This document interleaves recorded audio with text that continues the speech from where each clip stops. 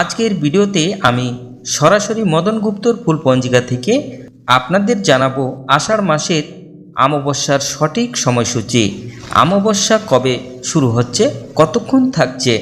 এখন আমরা দেখে নেব অমাবস্যা আরম্ভ ও শেষ মানে কতক্ষণ পর্যন্ত এই অমাবস্যা তিথি থাকবে।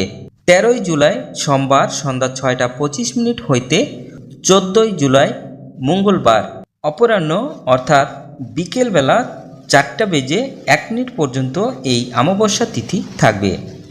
বাংলা পঞ্জিকা অনুযায়ী 28শে আষাঢ় সোমবার সন্ধ্যা 6টা 25 হইতে 29শে আষাঢ় মঙ্গলবার অপরাহ্ন অর্থাৎ বিকেলবেলা 4টা 1 পর্যন্ত এই অমাবস্যা তিথি থাকবে।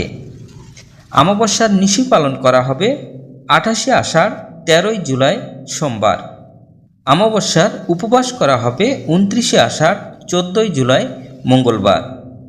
তবে আসুন আমরা পঞ্জিকা থেকে জেনে নেব